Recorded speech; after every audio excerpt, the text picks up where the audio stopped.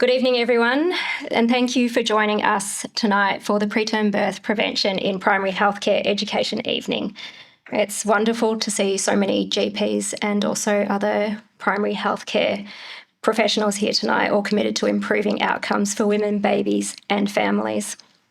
My name is Rebecca Jones, and I am a Senior Project Officer with the Maternity and Newborn Improvement Team at Safer Care Victoria, and the Victorian Project Lead of Phase 2 of the National Preterm Birth Prevention Collaborative. I'm very pleased to be co-chairing this session alongside Kiri Robson, who is Northern Health's Preterm Birth Prevention Collaborative Team Lead and MFM Clinical Midwife Consultant. Tonight is about strengthening our shared understanding of preterm birth prevention and the vital role primary healthcare plays in early risk identification, preventative care, and supporting informed decision-making. We've brought together clinical experts, consumer voices, and partners in this national effort to explore actionable strategies that can make meaningful difference. Before we begin, you'll see a couple of QR codes on the screen, and if you haven't done so already, could you please take a moment to complete the Slido question and short pre-event survey? Your insights will help us better understand your challenges in preterm birth intervention and also strengthen the support that we provide moving forward.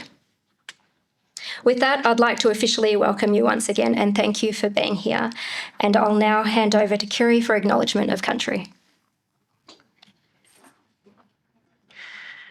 We acknowledge the strength, power and resilience of Aboriginal people as members of the world's oldest living culture. We recognise Aboriginal people as Australia's first people and honour the richness and diversity of all traditional owners across Victoria. We pay our deepest respects to ancestors, elders and leaders, past and present, whose strength and fortitude have paved the way for future generations. Today, we wish to honour the strength and resilience of Indigenous women who have cared for their families and communities for generations. As we support birthing women and our First Nations colleagues today, we recognise the profound connection between culture, land, and the sacred journey of motherhood. May we foster an environment of respect, understanding, and inclusivity for all birthing women. We would also like to recognise the individual and collective expertise and contributions of those with lived and living experience as consumers, families, carers and supporters. All people with lived and living experience who strive to contribute and improve health systems transformation have been informed by experiencing the strengths and weaknesses of the system. We thank you for your continuing contributions to the system transformation, and our appreciation extends to the clinical, non-clinical workforces that support people with lived experience. So before we continue, just a few housekeeping notes for this evening. We have free Wi-Fi available and the network name is listed on the slide. Toilets and facilities are just near the reception. We also ask that you please keep your phones on silent, but if you do need to take a call, feel free to step outside. And dinner will be served throughout the evening and you are most welcome to step out for a break at any time. We have a full program this evening, including a consumer experience, an overview of national preterm birth prevention work, presentations on prevention in primary care, challenges in general practice, and explore first trimester preeclampsia screening. We'll finish with a panel discussion and a short Q&A. It is now my pleasure to introduce our first speaker, Helen Nightingale. Helen is an Australian registered nurse, midwife, academic and PhD candidate. Her own journey through complex pregnancies, preeclampsia, preterm birth, IVF and baby loss has profoundly shaped her perspective on perinatal care. She draws on this lived experience in her research, professional development work and close collaboration with consumers and clinicians to improve responses to perinatal trauma and enhanced care experiences. Please join me in welcoming Helen to share her experience.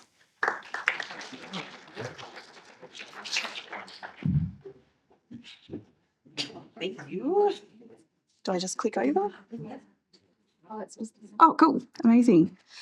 Thank you for the privilege of sharing the space tonight to talk about my personal story. It's a real privilege, and it's also amazing to see lived experience recognised as the expertise or form of expertise that it is. So this is one of my stories in terms of building our family. This was my first pregnancy, which was 7 years ago now, and all was going well until the morphology scan. And at that point, we were thrown very deeply into the medical model. It was very clear at the scan that the placenta was not functioning as it should. The baby was not growing as well as the baby should be at that point. So fetal growth restriction was diagnosed about that point. A few weeks later, this caused preeclampsia. We had absent end diastolic flow. And so things became very complex very quickly, very, very uncertain. I will be forever grateful to my obstetrician at this point for his very regular outpatient monitoring. Sorry. So I had scans a couple of times a week, checking, heartbeat, Dopplers. I had fortnightly growth scans to check formally on the baby's growth as well. But it was intense, not just, physically, professionally, personally, because I had to finish work at this time, but psychologically as well. It was intense for many years after this experience. I couldn't hear whooshing that sounded like a Doppler without it absolutely making me spiral. I did end up being admitted about 32 weeks. Basically, my preeclampsia was very unstable, and somehow we made it to 35 weeks, which is an absolute miracle given the story that we were looking at it around 21, 25 weeks. We had a little girl. She was just under 1.6 kilos at 35 weeks. So if you look at a growth chart, it's not even on the growth chart. But she was amazing. She's often been described as a fighter, and she absolutely needed to fight her way through to birth. We often joke that she came out swinging at the Caesar, because she did.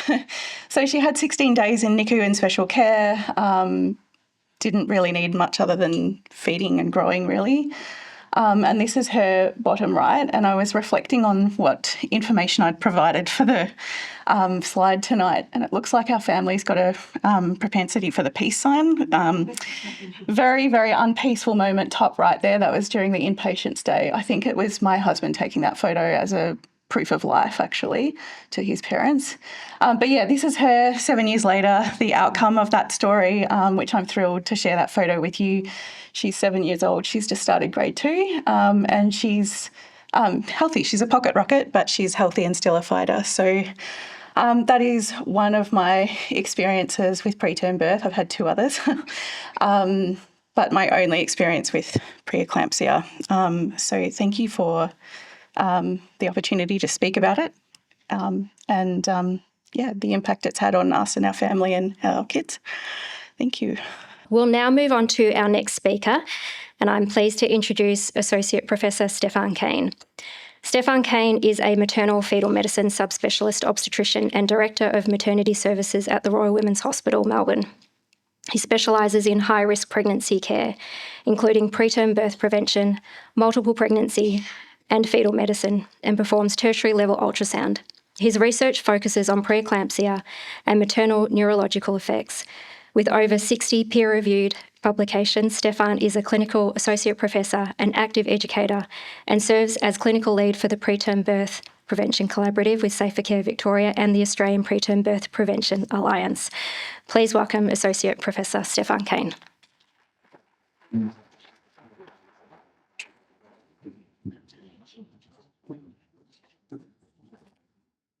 Thank you very much, Beck. Is that helping at all? Sort of. If I speak exactly into it, it works. Thank you very much for the kind introduction, Beck, and thank you, Helen, for that really powerful story. As Beck said, this is why we're here and why we do what we do. The eagle-eyed among you may have noticed that I just snuck in just in time this evening, and one of the reasons for that, there's always an excuse when you're an obstetrician, but one of the reasons is actually helping a preterm baby into the world this afternoon. So it is very much what we do on a daily basis and what we're trying to prevent. And so I have the privilege of talking you through the National Preterm Birth Prevention Program and the collaborative that's been set up to help try to reduce our preterm birth rates. So these are some slides just going through the various groups that have worked together on this national collaborative that you may be aware of.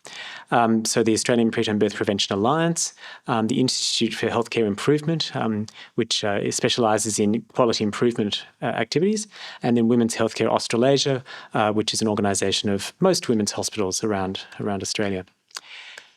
So why do we worry about this? Now, most of you in this room will be well familiar with why we are concerned about preterm birth, and you'd be aware that preterm birth is any birth before 37 completed weeks, and then early term is between 37 and 38 weeks and 6 days. Now, as you'd also be aware, 37 weeks is a bit of an artificial construct. It's not like suddenly the baby gets to 37 weeks and everything's okay. It's a continuum, which is why we are concerned about that early term period as well. And as I'll show shortly, there are good data to indicate that if we can safely get a baby to closer to 39 weeks, then the long-term outcomes are likely to be better. Our incidence in Australia, and I'll come to some slides about this shortly, is around the 8% mark. But of course, that's for the whole population. There are certain components of the population where the rate is much higher. And of course, for our Indigenous counterparts, the rate is at 14% or more. And of course, these are some of the problems. And again, you'd be well familiar with these. And it's not just for the short term, it's the longer term concerns as well. And we have increasing data to show the many and varied impacts that prematurity has on long-term health, notwithstanding the fact that most babies who are born preterm go on and are very healthy. So the rates of preterm birth globally, I mean, you can't get a much flatter graph than this. They really just have remained really quite static for an extended period of time. So this is the 10 years from 2010 to 2020. And you can see, although the rates haven't differed within regions, they are quite different between regions. And so Southern Asia and Sub-Saharan Africa are much higher than East Asia or North America and Australia. And there's a range of different reasons for that. In Australia in 2022, 91% of babies were born at term, so 37 weeks and above. 32% were early term, so that's almost a third born in that 37 or 38 week window, and 59% at 39 to 41 weeks. 8.3% in 2022 were preterm, down from a peak of 8.7% in 2018. And again, I'll come to a graph showing this a bit later. And the majority of pretermers are late pretermers, fortunately. Maternal smoking, not surprisingly, almost doubles the risk of preterm birth. And as I mentioned before, the rate of prematurity among First Nations mothers is much higher. And this is demonstrated here in this graph of births in the Northern Territory. And you can see that the divergence, unfortunately, seems to be getting worse over time, where the Indigenous rate of preterm birth seems to be going up, while the non-Indigenous rate is going down or stabilising.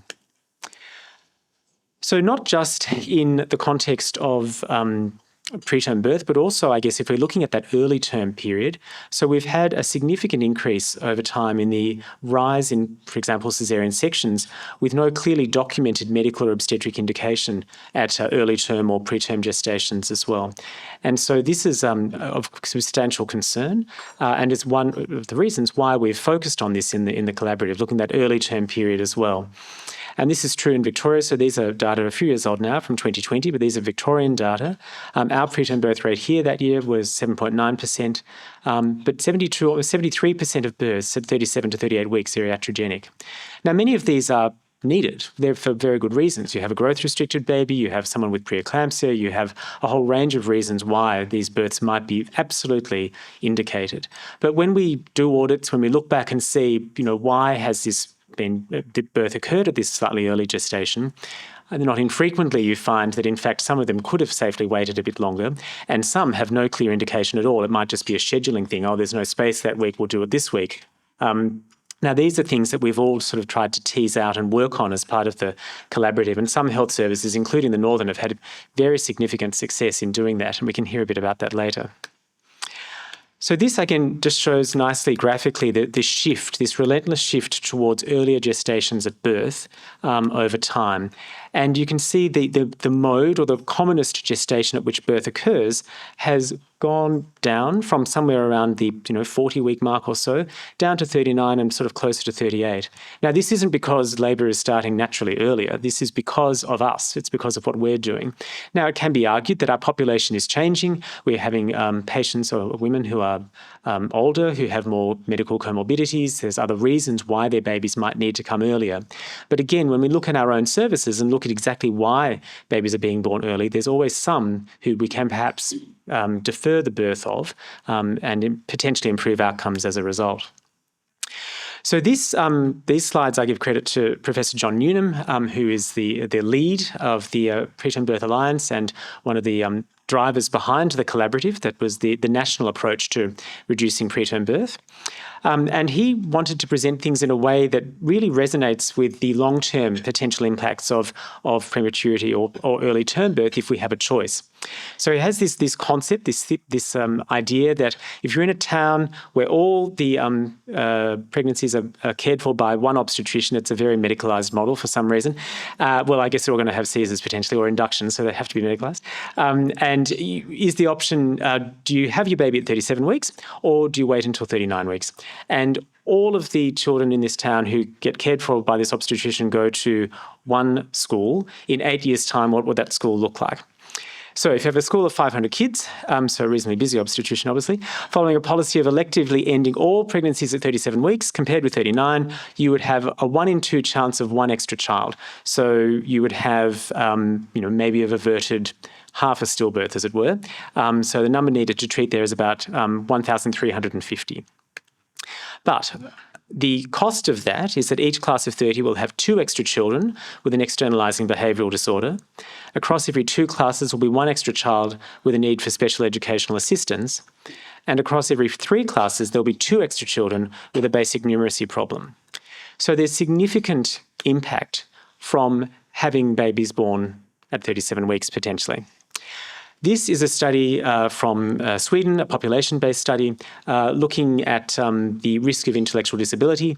And you can see that it goes all the way down with advancing gestation, all the way to a nadir of 40 weeks and then increases afterwards. And this is a study, again, from Sweden. Sweden, like most of the Nordic countries, have very good data linkage, and so we can get these population-level data showing that school performance seems to be optimal at around that sort of 39 to 40-week mark. Now, one of the challenges here in presenting data like this is that it can be quite confronting to people who have had preterm births or have a chance of having a preterm birth. And we need to be very nuanced in the way we present this information. This should help guide us when we have a choice in the matter and it is safe to wait longer. But when there is a clear reason to have a baby born early, or if, of course, someone goes into labour naturally at 36 or 37 weeks, I think we equally need to be reassuring that, of course, most of those babies are absolutely fine and it's nothing over which you have any control. So I think that balance is really important. That said, I guess one of the reasons why sometimes iatrogenic birth happens in the early term phase is preeclampsia, and we'll hear later about ways in which we can prevent certainly preterm preeclampsia from occurring. And of course, this isn't just, not ideal to have these additional educational needs for the children in question and their families, but also it comes at a cost. And this paper demonstrates that cost. So the average cost of an extremely preterm infant is around $236,000, and a lot of those costs are additional educational costs. So all of this understanding has driven this concept of every week counts. And so you can log onto the website and download these resources that can be helpful in counselling patients and families when talking about timing of birth, showing that the advantage of getting greater gestation are quite significant, and then the risk of stillbirth that increases is really very, very small. And this is in healthy, straightforward pregnancies, not in pregnancies where there may be a reason to do something early. So in light of this, there was a push by the Preterm Birth Prevention Alliance to look at, well, what does the evidence show about things we can do in pregnancy, acknowledging that there are lots of things that can and ideally would be done before pregnancy that will reduce the risk of prematurity and preterm birth, but the things we can do in pregnancy that will help prolong pregnancy safely and reduce prematurity. So you can see the seven aspects here. So waiting until 39 weeks when you have a choice to do so and it's safe to do so.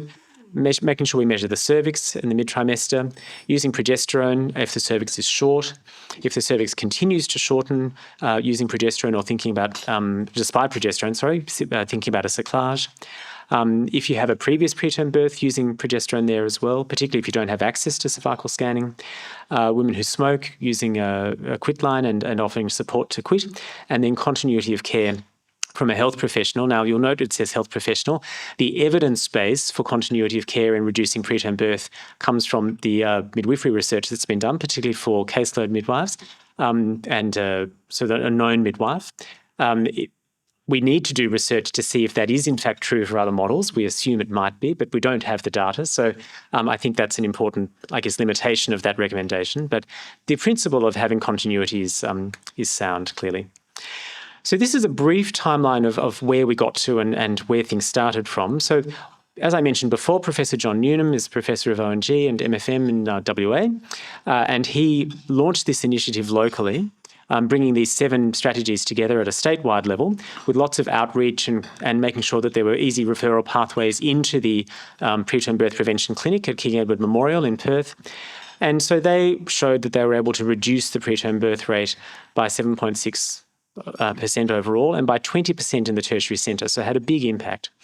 And then, as you can see here, it went through a phase of spreading out across the country and applying the same strategies. So this work has been published in the American Journal, the West Australian work, and you can see here that was the reduction in the preterm birth rate. And so the Alliance grew from this WA statewide initiative and became national in June 2018. It was supported by an NHMRC partnership grant originally, and has grown into the world's first national preterm birth prevention program. And this culminated in a collaborative, so a quality improvement project, really, on a national scale. This is the centres that were involved that looked at rolling out those 7 interventions or 7 strategies and seeing if we could reduce the preterm birth rate. And so this is the centres participating in the next round of the collaborative that I'll come to shortly. And this is the model for improvement. So those of you who've been involved in quality improvement, particularly in hospital settings, would be aware of the various strategies that you can use. And this is one that you would be familiar with, certainly if you've been at the Northern or involved in other collaboratives that Safer Care has organised, based on the Plan, Do, Study, Act concept. So making smaller changes potentially and then seeing what impact they have and then tweaking them or maintaining them if they have an impact. And the aim of the collaborative, the national collaborative, was to improve the health of women and babies by safely reducing the rate of preterm and early term birth by 20% by March 2024. So before the collaborative started, but after the Alliance was established. So after we already had this national sort of approach where we were talking about these 7 strategies and looking about how we might implement them, but before the collaborative started, you can see here that there was, in fact, already a decrease. So the numbers I mentioned before, when we look at that, the numbers not apparently having changed in Australia in terms of preterm birth rates over a 10-year period, actually within that period there was a bit of a peak and then they came down. And we think that is at least in part because of the work that was done through the Alliance, raising the awareness of the importance of mid-trimester cervical length measurement, use of vaginal progesterone, things like that. So the impact of that broader awareness of these strategies, we feel has reduced preterm birth in Australia overall by about 6.5%, so a significant change. Now, since the collaborative started, so after the Alliance, after there was already awareness of these strategies, but since the collaborative, you can see that the preterm birth rates didn't make, there wasn't a huge difference, so they'd already sort of adjusted a bit and they were fairly static. But where there was a big difference was in, I guess, those things over which we perhaps had even more control, so those early term births, bearing in mind that at least 2/3 and close to 3/4 of those births in that 37 to 38 week window are iatrogenic, so we cause them to happen. And by driving changes there, we could see a significant reduction in those early term births. So this has led to a substantial potential benefit, so 4,000 early term births averted. And importantly, one of the obviously critical concerns that we have around deferring births is, are we going to cause an increase in the stillbirth rate? And in this collaborative, there was no change in the stillbirth rate at all, suggesting that these were pregnancies that safely could be prolonged rather than be ended less than 39 weeks. So this is, I think, a very substantial achievement. And now the challenge is to look at, well, not only how can we preserve this and maintain it, but what else might we be able to do to reduce the preterm birth rate further. Acknowledging again that a lot really ideally needs to happen prior to pregnancy in terms of optimising maternal health for pregnancy, ensuring that maternal medical conditions are really well managed and treatment is appropriate prior to pregnancy. But once someone is pregnant, again, looking at how we can expand this. So this is the next phase of the collaborative. And so there's 3 core pillars here that you can see. So partnering with our First Nations communities to provide culturally safe preterm birth prevention care, given that they have such a higher rate of preterm birth. The middle pillar here is preventing preterm birth, so early risk identification and commencement of appropriate preventative therapy. And part of that is preventing preeclampsia. And then the early term birth prevention, so continuing those strategies that we know have clearly worked because we saw that impressive reduction in early term births. How can we maintain that and spread that more widely? And so these are some numbers that, again, are a little bit older now, but looking at the numbers, and this is documented indications or births without a documented indication at an early term gestation. And you can see the numbers are really, really quite high. Now, some of that is going to be just a documentation issue, and that was certainly the experience we had at the Royal Women's, where we went back and looked at, well, why are these births happening? And in fact, it was just really a recording error where there was, in fact, quite a good reason for it. But some were being done, as I said before, purely for scheduling reasons. It was hard to get a Caesar this week. Next week, we'll just do it this week. And in fact, of course, that's not ideal in the long term. So what strategies we can drive to help make changes that are sustainable in that context is a focus of the next phase of the collaborative. So mothers with GDM, so this has been a big focus as well. I think we would all, if there's one condition that has, well, in fact, many conditions have huge variation in practice, but GDM has, I think, particularly strong variation in practice and is still seen as a reason for early birth, even potentially in the context of good diet control or, in fact, control with a small dose of insulin. And you can see there's a significant divergence here. So the rates of early term birth are much higher among mothers with GDM than they are in mothers without GDM. So there is a difference there. Now, some of these, of course, will be very well justified, but the extent of that difference is probably not justified. And I thought I'd just include these quotes as a way of just highlighting the value of participating in the collaborative.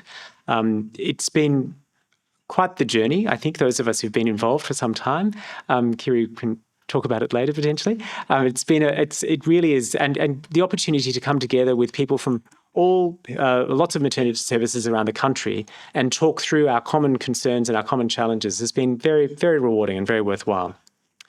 So the quotes here, I think, just highlight that. We'll now shift to hear of evidence-based strategies in reducing preterm birth for primary care providers. It's now my pleasure to introduce Professor Lisa Hoy.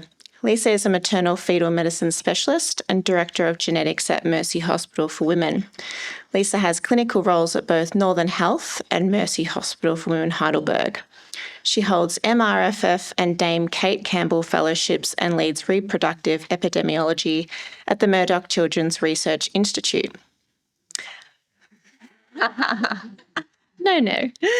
Lisa contributes extensively to national and international committees, serves on the editorial boards for leading journals, and is a board director for the International Society of Prenatal Diagnosis. She's also a member of several advisory boards, including COPPM's Stillbirth Subcommittee and the National Congenital Anomaly Advisory Group.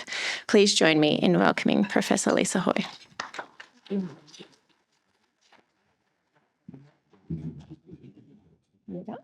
Thank you, Kiri. You must have got that off a CV when I was applying for a grant, I think. But it's my great pleasure to be here, and thank you all for coming after a busy day. I'm sure you've had a full day seeing patients. like some of our speakers, and it's nice to be able to relax and unwind. In my talk, I'm actually really going to focus on the role of the GP in preventing preterm birth. So Stefan's given us a really lovely overview of the National Preterm Birth Prevention Alliance, and you can see the changes that we've made, particularly in iatrogenic preterm birth. And a lot of those decisions are made by the hospital. It's not something that GPs are usually involved in. But what I'm going to focus on is how primary care is becoming increasingly important in preventing preterm birth. So again, thank you to Kiri for doing the acknowledgement of country. I'd also like to acknowledge the rich Aboriginal heritage of this country and acknowledge the traditional custodians of the lands on which our health services are built, the Wurundjeri, Willam clan and the Tangerang people. So Northern Health is actually expanding. We now look after Kilmore District Hospital. So you can see geographically, we take in a huge catchment area. And demographically, as you would all know, our population tend to be less well served than other areas of Melbourne. And a lot of the social determinants of health and the things that play into preterm birth are overrepresented in our patients. And Northern Health has wonderful kind of mission statement and values that we proudly display, safe, kind, together. So this program that we're doing to reduce preterm birth is really strengthening the whole ethos of Northern Health, which is to look after our population and our staff in a way that moves us all forward together. So why should GPs care about preterm birth? You've heard a little bit about how much of a health impact it has on children and families. Thank you, Helen, again for your story. And it is still the leading cause of neonatal morbidity and mortality. And you might not know that the Northern's actually really expanded its capacity in terms of newborn care. We now look after babies from 29 weeks gestation and 1,000 grams birth weight. So we are keeping many more women that have at high risk for very preterm birth with us. And so we are expanding our capacity and not needing to send so many women to a tertiary hospital. For a long time, we've focused on the very end part of preterm birth. We've focused on things like tocolysis, trying to stop contractions when someone comes in preterm labour, antenatal corticosteroids when preterm birth seems inevitable, and IV magnesium sulfate for neuroprotection when we know a baby's going to be born before 30 weeks. But actually, there's been a big shift now to understanding that the most effective prevention happens in early pregnancy, and that's where the GP has a really important role. So the primary care, you control the earliest and most powerful window, which is the first 10 weeks. And so I hope in this talk you'll understand how important you are to what we're trying to achieve here for our patients or our mothers. So why is it so hard to do something about preterm birth? We've known for a long time that it's a hugely important cause of morbidity and mortality. It's because it's actually not one disease with one cause, and therefore it doesn't have one treatment that's going to move the dial. So this is a diagram. It's over 10 years old, but it's a classic one. It really just displays the different factors that can be involved in spontaneous preterm birth. And we know that we have interventions that address some of these causes, such as cervical disease or infection, but we don't have answers for everything. So we just have to work one step at a time and address the causes that we understand the mechanisms for and have developed treatments for.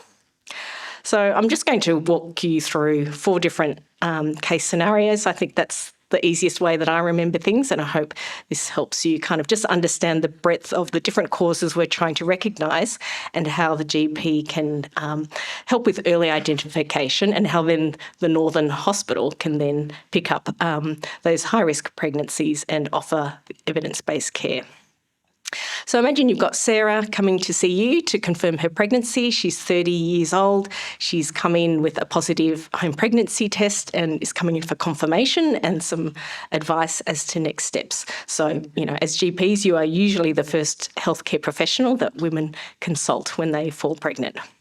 So you take a history. She's about 7 weeks by her last menstrual period. It's an unplanned but very welcome pregnancy. And when you ask her about her obstetric history, she tells you she hasn't got any children, she has had 2 miscarriages, and she's otherwise healthy and does not smoke.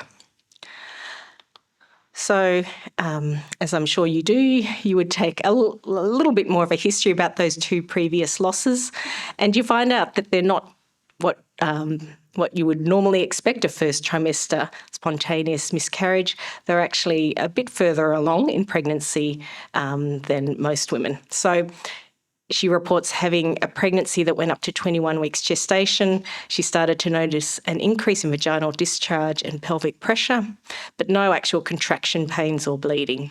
She then presented to hospital and proceeded to deliver a 21-week infant almost immediately on arrival, and that baby passed away.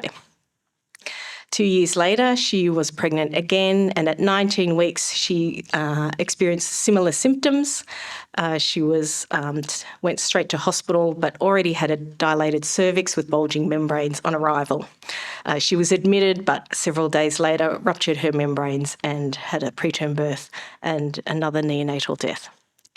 So there was no preceding clinical history of infection, antepartum hemorrhage, fetal anomaly, or any specific placental disease on the histopathology, and she'd never had any prior cervical surgery.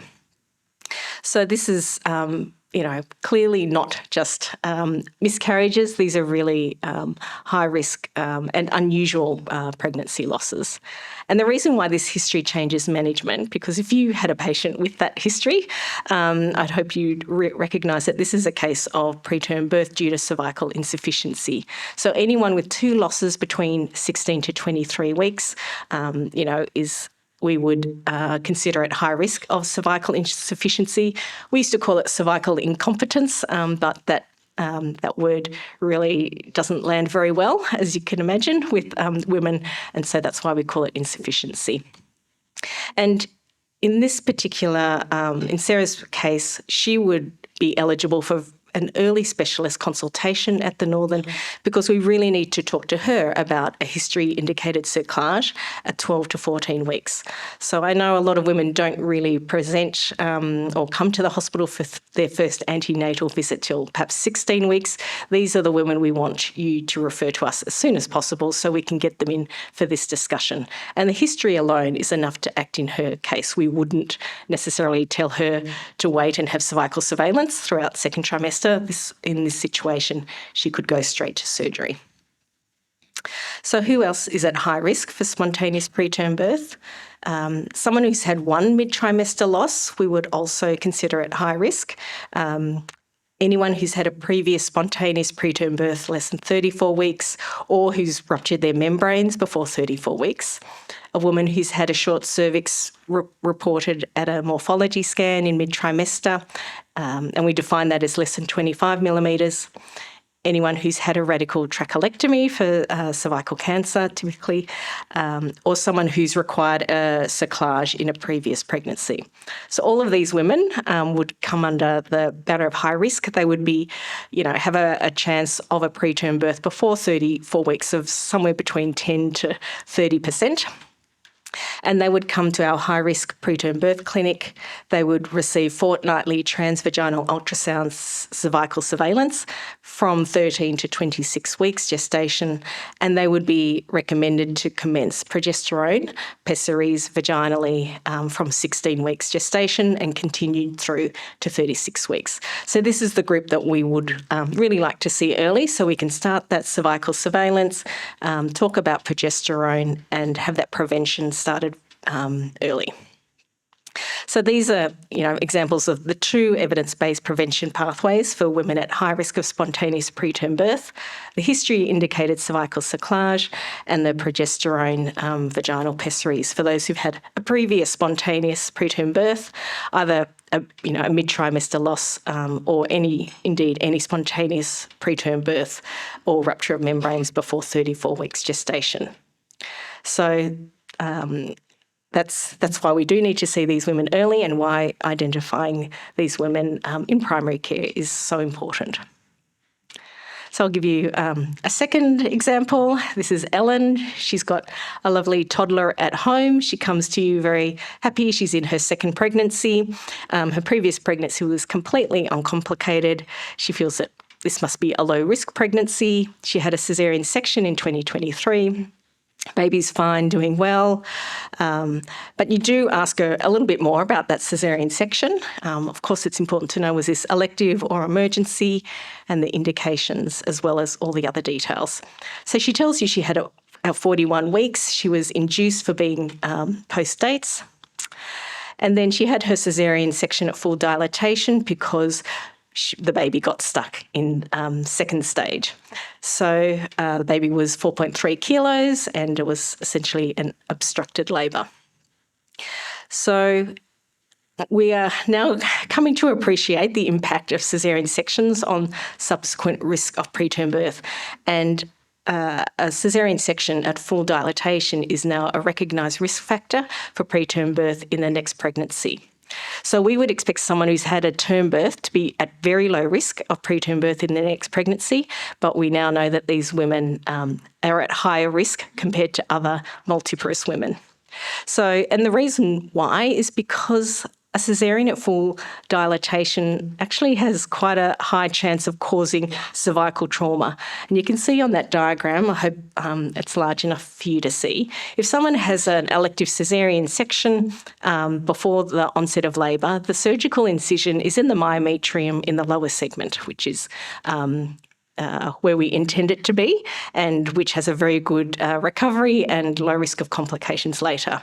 If someone's having a caesarean at full dilatation, the cervix, because it's thinned and stretched out, actually is over the baby's head, and it's quite easy for the surgeon to cut through the lower segment and not realise it's actually the cervix that has been now stretched and elongated. And there's no real way for a surgeon to be able to recognise that. So we now know that this is probably the mechanism for the cervical weakness in the next pregnancy.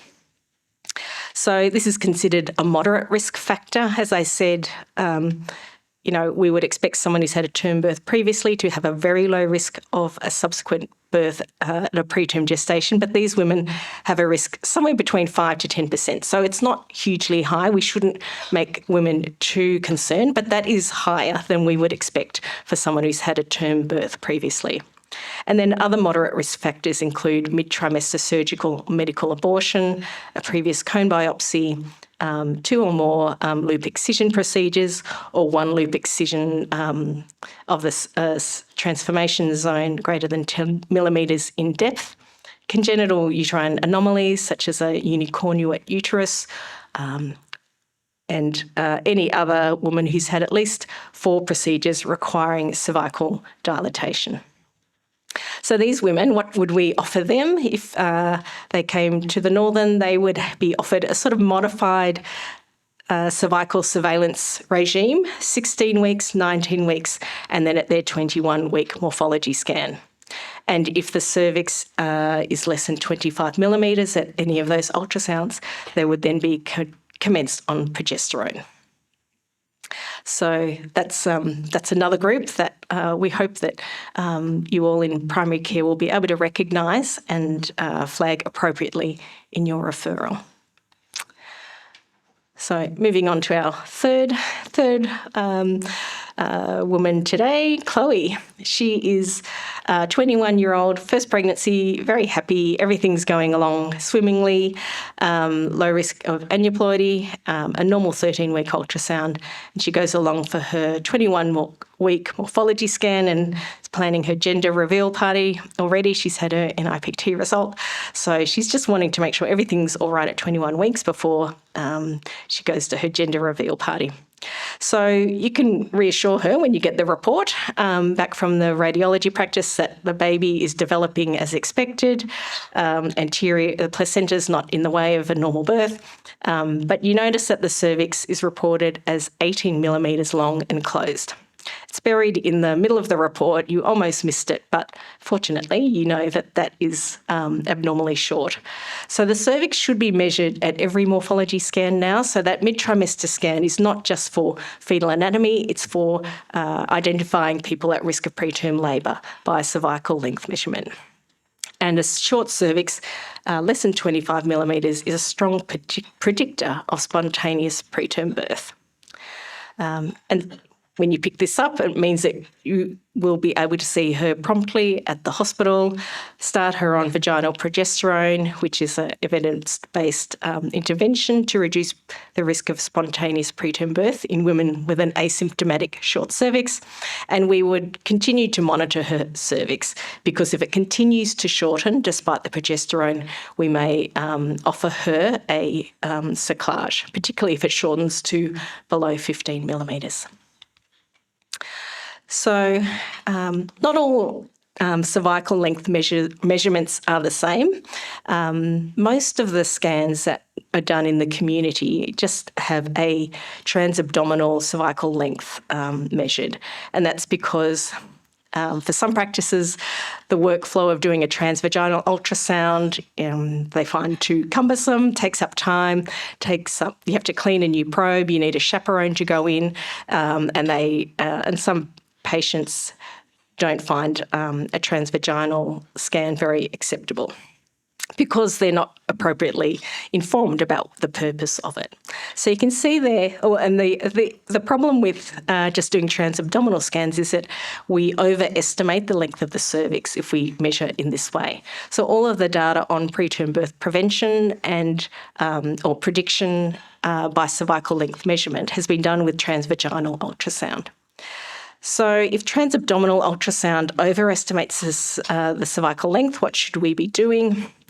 Well, we've come to a consensus that 35 millimetres should be our threshold on a transabdominal measurement for what we consider normal or low risk. And if it's less than 35 millimetres, then the sonographer should do a transvaginal ultrasound to get a more accurate measurement. And in that way, we would pick up most cervixes less than 25 millimetres. So one thing that you could do to help with this is really, when you're referring women for that morphology scan, explain that a transvaginal ultrasound is the best way to measure the cervix, and that the purpose of the scan is not just to check the baby, it's to screen for risk of spontaneous preterm birth. So I think most women, when you explain it to them, are very happy to have it performed, and that they should feel empowered to ask for a female chaperone if they're going to be going to this scan on their own. If a woman does have a cervix less than 25 millimetres on a transvaginal measurement on morphology scan, please just send her straight into our maternity assessment centre at the Northern. You don't have to make an appointment. Just ring us. The woman will come in with her ultrasound report or just fax it to us, and then she can be seen by one of our doctors and have vaginal progesterone prescribed. It's safe. It's very well tolerated. We ask women to take it at night. It does cause an increase in vaginal discharge, which can be a bit messy. So putting it at night is usually the most acceptable time to administer it, and we start it from 16 weeks or later. It does have a special authority number for prescribing on the PBS. And we prescribe it for anyone with prior spontaneous preterm birth, less than 34 weeks, or a short cervix at that mid-trimester scan. So that's the asymptomatic short cervix at the morphology scan. So please just feel free to make sure that you look at the cervical length when you're checking your reports, and you can send women directly into Maternity Assessment Centre for management. And our final clinical vignette is Mariam. So Mariam is a 38-year-old woman. She's had a baby before, and she's pregnant again through IVF. And she comes to you at 8 weeks gestation. She tells you that her son was born 2 months premature, and he was in the nursery for about 4 weeks. And when you take a bit more of a history and look at her record, you discover that she had preeclampsia and was delivered at 32 weeks and 6 days by caesarean section for maternal indications. And, you know, of course, you look at her medical history and it's no surprise to you that she developed preeclampsia because she has a whole handful of risk factors, including chronic hypertension, type 2 diabetes, high BMI, She doesn't have a family history of preeclampsia though, and she's a non-smoker. So this is an example of a different pathway to preterm birth, and this is medically indicated or iatrogenic preterm birth. And preeclampsia is actually the most common indication for an iatrogenic preterm birth. And it can either be for maternal indications if, say, the woman develops renal impairment, thrombocytopenia, or liver impairment or uncontrolled blood pressure, or it can be due to fetal indications, in particular severe fetal growth restriction. And I think Helen's story illustrates very well what a harrowing journey this can be for many women. But we actually now can prevent preeclampsia, but the key is to recognise it early, and it's preventable with a very cheap and very familiar medication, which is aspirin, which I'm sure you're all familiar with. But we do have to recognise these women in first trimester. This is an example of a nice patient information brochure that's put out by the Society for Obstetric Medicine in Australia and New Zealand. And I think one of the issues with prescribing any medication in pregnancies is ensuring that women find it acceptable and adhere to it. So if you're asking someone who feels well and doesn't have a complication currently to take a medication every day, ensuring they understand the reason for it is key to adherence. So this is, I think, available online if you're prescribing, or when we prescribe low-dose aspirin to women at risk of preterm preeclampsia, we give them this information. So in this particular case of Mariam, we identified her at high risk because of her history. But history itself is often not a very accurate way of identifying who's going to get severe early onset preeclampsia. And it's taken us a while, but we have now evidence-based algorithms for predicting who's at highest risk of severe preeclampsia. And we can put in all the things that we kind of know sort of instinctively, risk factors such as age, weight, and medical history, family history, etc., into this algorithm, which has been developed by the Fetal Medicine Foundation in the United Kingdom. And it actually gives us an actual risk figure of the risk of preterm preeclampsia. And it's not just history, we can now add biomarkers. So the mean arterial blood pressure and the first trimester uterine artery Dopplers are actually really important additions to this algorithm, as are serum biomarkers, PAP-A and serum PLGF. So this is what we are trying to move towards in Australia. There are a lot of implementation and cost issues, but what we're trying to do at the Northern is at least start at the beginning, not try and get to the Rolls-Royce model straight away, but do what's feasible for our setting. So we do want to combine other biomarkers with the maternal risk factors. If women get an individualised risk, they're much more likely to take up the therapy that we offer them. So we're doing a modified screening algorithm. We can't do uterine artery Dopplers at the Northern Hospital. We just don't have the capacity. And a lot of our local general radiology practices are not familiar with this particular measurement. So we are proposing, we're going to do a pilot study where we see women early, take history, take their blood pressure, and we can now measure placental growth factor at Northern Health and use this algorithm to detect the women at highest risk of preterm birth or highest risk of preterm birth due to preeclampsia. So if we use maternal history alone, we would only pick up 53% of women who are destined to be delivered early because of preeclampsia. But if we add in mean arterial blood pressure and placental growth factor, we can detect almost 80% of them. And these are the women that we would really encourage strongly to take low-dose aspirin as a safe and effective prevention measure. So that's what's coming. We won't be able to capture every woman with this method, but we really would like you to refer women early so we can offer this screening algorithm to women. We are just going to initially the women with risk factors will be triaged and offered an appropriate care pathway. So please refer people as soon as you can. You don't have to wait for all of the screening test results to be back before you refer. We will actually chase them up, but we would love you to actually tell us what laboratory or radiology practice you've ordered those first trimester investigations from, just to make it a little bit easier for us to track down that that NIPT result or the outstanding serology. So we'll be piloting this Fetal Medicine Foundation algorithm to predict preeclampsia, and using maternal history, we will be collecting blood and measuring the placental growth factor at the Northern Hospital, and we'll be doing the mean arterial blood pressure. So in our initial pilot, we will just be offering it to women in their first pregnancy, and we won't be able to capture every PRIMEP, but our midwife who will be piloting this will just be able to offer this on certain days of the week. So just referring people early is what we ask you to do to help us with that.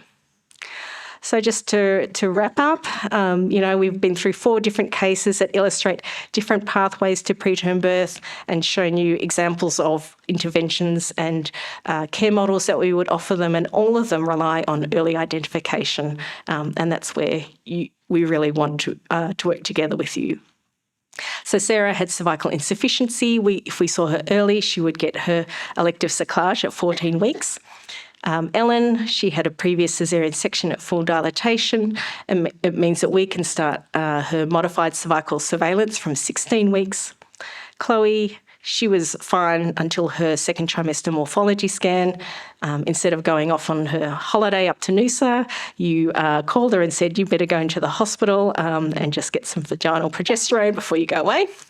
And Mariam, she had the previous preterm preeclampsia, and she started on aspirin by 16 weeks gestation and had a uncomplicated second pregnancy. So all of these illustrate the different pathways to preterm birth, but the prevention really is based on the same principle, and that's early recognition.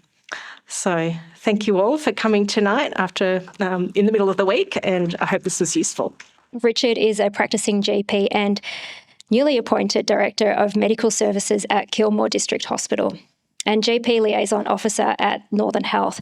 He is also a Supervisor Liaison Officer for the Royal Australian College of General Practitioners. He works in a metropolitan clinic in Essendon, supervises GP registrars, and is deeply committed to strengthening collaboration between hospitals and primary care. Richard leads initiatives that improve models of care, support system-wide quality improvement, and develop the future general practice workforce. Please welcome Dr. Sia.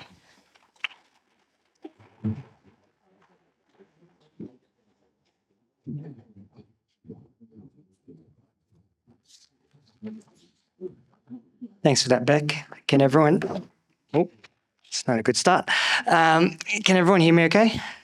Good, excellent. So I'm Richard. I'm a GP Liaison Officer, and I'm here to talk about the challenges faced in primary care. So thank you to our previous speakers, Helen, for introducing her story and reminding us why it's so relevant to talk about this.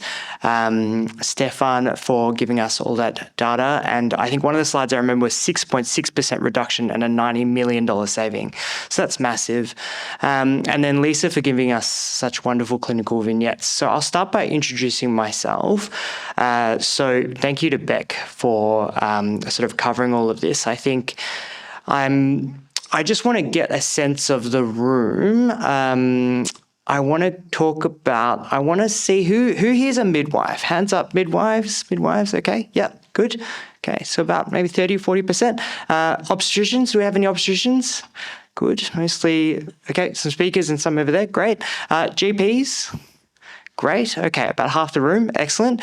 And out of those GPs, keep your hands up if you're a shared maternity care affiliate or if you know what that is. Good. Okay, so most of you. Okay, that's great. I've got a slide at the end about it. So I'm also a shared maternity care affiliate, and I think I do see it as probably part of our role in our practice to kind of be the local expertise on pregnancy. And I'm sure in your own practices, you will have GPs coming up to you asking you questions and getting some advice. So why is primary care important? So why is getting GPs involved in this important? Well, I think we can all agree that when a woman gets pregnant first, they are going to come in and see you. They're going to come and see you for some advice, some testing, and that initial conversation. So we are really the first important path to early referral. And so recognizing some of these risk factors that Lisa talked about, I think are really important. And then having conversations like this is just a reminder of the questions we need to ask and the interventions that need to take place. And recognizing early is key. And so this is probably why we want to sort of have this conversation, have this dinner, have this evening with all of you. I want to talk a little bit about the challenges. I think this is only the tip of the iceberg, but I think it's probably really important to talk about. When we get to the panel, I think it'll be really good to discuss how we might navigate some of these together. But I won't need a show of hands of who has issues with time pressure in clinical practice, because I know it's all of you. They're short appointments. Our patients are complex. Pregnancy is often not the only reason they've come in. And so just trying to navigate the conversation can be really, really challenging. And especially you're sitting there, you've got the first pregnancy of this woman who's really excited and she's coming to talk to you. And in your head, you're just like, oh, yeah, I want to know about all your previous pregnancies. And where you gave birth, how many weeks gestation you were, the path of pregnancy, any issues, and in their mind, they want to have a conversation with you. They want to tell you about how little Timmy's grown up and how you saw them initially when they were pregnant, when she was pregnant, and so it can be really hard because time's running out and you have to think on your feet. But GPs are really good at this, and so I highlight it as a barrier, but just something to remember that we don't need to collect all the information in the first visit, and sometimes when she's come back, we can document it somewhere as a warning or a past medical condition, and so the next time she gets pregnant, we can be aware of some of those risk factors that Lisa has mentioned. Cost and access barriers. So I think GPs know all too well how hard it is for women to access services, and one of those is out-of-pocket costs to see a GP, and going on from there is very limited access to bulk billed imaging. I think there are very few ultrasound places in Melbourne who will bulk bill that morphology scan. It does take quite a long time, and the rebate isn't very high, and so the places that do it tend to rush it a little bit, and I guess the report can be less thorough, and the ones that we want to refer women to, they can cost quite a bit of money, and especially if they're getting repeated ultrasounds. It's just something for us to keep in mind, because just because we've written the referral doesn't mean the woman is going to go book it in and get it done. So I think it's probably an ongoing conversation about, how women can access care. And then that does lead to delays of diagnosis and delays of follow-up and treatment.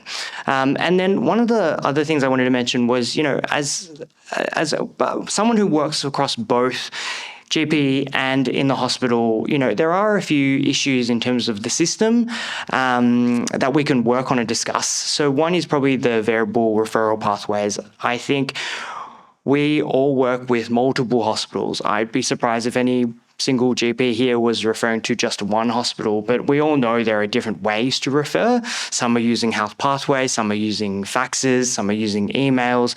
It's really hard to keep track. And then you've got the requirements that they need. So I think we've all gotten an email or a letter back from the women saying you haven't included all of the information in your referral. And so that can be a real challenge. And so just keeping that in mind of that can be a real barrier to kind of GPs wanting to make that referral early. If we miss some of the information, we know it'll come back. We know we need to follow up this woman again and chase that information. And that includes sort of, I guess, being unclear on when we need to escalate. And these dinners are why it's so important to have that conversation, because I think I've learned a lot about things I need to check. There's no doubt there's quite a few morphology scans I need to go back and look at to make sure that the cervical length was okay. But these things are really important just to keep front of mind. And then the last one is probably inconsistent feedback is, again, those letters that we get when some hospitals will accept it and some won't. But you've heard it from the Northern about the trial of early referrals, 10 weeks to try and get some of that initial screening done. I want to talk about a case study. This is not in any near as much detail as the one Lisa presented to us, but I just think it helps us to frame some of the important issues and barriers in mind. So TS is, she's a 28-year-old. This is her second pregnancy. She's come in at 7 weeks. She's had a previous spontaneous birth at 33 weeks. You don't know why that's happened. And to make things more complex, she's had that birth in New South Wales. You don't have the information. She doesn't quite recall the full story of what happened. She worked casually, so we know there are some challenges in terms of finances, and she's got a little bit of anxiety with a bit of limited support. So I guess there are questions we need to ask. So what do we need to know? What do we need to know from TS? What sort of history is important? Where do we get that information about that previous pregnancy she had in New South Wales? What tests do we need to order? So what's probably the most important things to arrange for her right now? It's a dating scan, an NIPT, the initial bloods, and then when do we refer? So I guess just a show of hands, who refers her today? She's come to see you. Okay, yep, that's very fair. I agree. I think we need some more information. But, you don't know when she's coming back. She's busy, she works casually, she's got a baby. So I want to bring this up because it could be worthwhile to refer her today. If you know she's really busy, you don't know when she's coming back, you might just say, hey, just in case we miss this referral early, I might write a letter to the hospital now with some of the information and with where you're going to do the blood tests and some of that history because it's relevant. And now we know that early recognition is key. And just finding out ways we can support her. So does TS have a psychologist? Does she have a support team? Does she have people around her? I think just having that conversation with her is important. And I know it's an impossible ask in 10 to 15 minutes, but the beauty about GP is that we tend to know our patients really well. And so we can try and get those things in place. And I guess these are the early wins, and I guess the unfortunate negatives if we kind of can't follow this pathway and some of the stuff we're learning tonight. So recognition early is that early referral. We know that's important. We know if they're going to get some intervention, some early serial imaging, that's going to be vital. We know timely progesterone is going to be really important here, cervical length surveillance, and then also just supporting that patient because now she's got information, now she's got some choice, and she doesn't need to go and sort of not be able to plan accordingly. And if we do miss it, especially for our patient TS, we could delay the use of progesterone.